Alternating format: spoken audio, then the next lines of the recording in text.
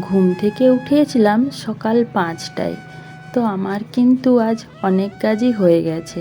বাকি ছিল বিছানা গোছাতে, আর কিছুগুলো থালা বাসন ধুতেই বাকি আছে। আজকের ভিডিওটা আমি বিছানা গোছানো দিয়েই শুরু করলাম।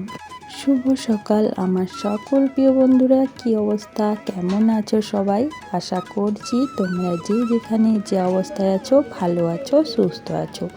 ঝাড়গ্রাম জেলার ছোট্ট একটি গ্রাম থেকে আমি সুমিত্রা, আমার ব্লগ চ্যানেলে তোমাদের সবাইকে অনেক অনেক স্বাগত।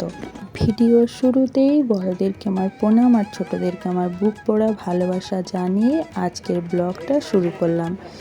তো বন্ধুরা, স্কিপ না করে পুরো ভিডিওটা দেখার অনুরোধ করছি আমি তোমাদেরকে। আশা করছি আজকের ভিডিওটা একটু হলেও ভালো লাগবে। গতকাল রাত্রে এত গরম গেছে, মানে ঘুম ঠিকঠাক হয়নি। সায়নের জন্য পড়তে কি বসবে, দেখো ফ্যান চালিয়ে শুয়ে পড়েছে। তারপর ওকে একটু আমি পড়ালাম, পড়িয়ে স্নান করে চলে এসেছি দেখো। আর এত গরম বন্ধুরা কি বলবো, দেখো মানে ফ্যান চলছে তাও ঘেমে পুরো ভিজেই যাচ্ছি।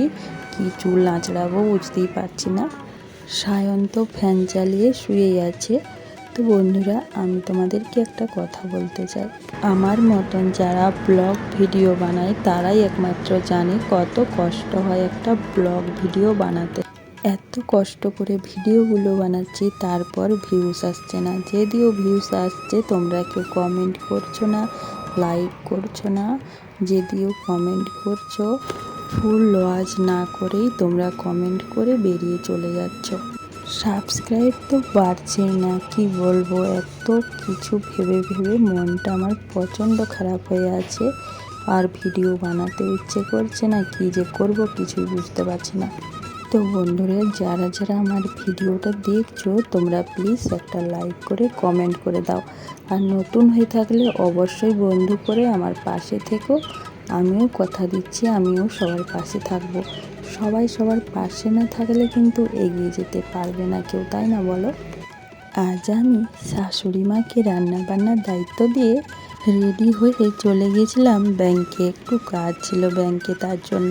তারপর ব্যাংকের থেকে এসে প্রচণ্ড গরম, তার জন্য ফ্যান চালিয়ে শুয়েছিলাম। এখন বাজে তোমার 4টা, আমি কিন্তু উঠে পড়েছি। তারপর বিকেলে সমস্ত কাজবাজ করে তারপর সন্ধ্যাবাতি দেখিয়ে দিলাম দেখো। আর আজকের ভিডিওটা আমি এখানেই শেষ করলাম। ভালো লাগলে একটা লাইক করে আমার পাশে থেকো, আর অবশ্যই কমেন্ট করো।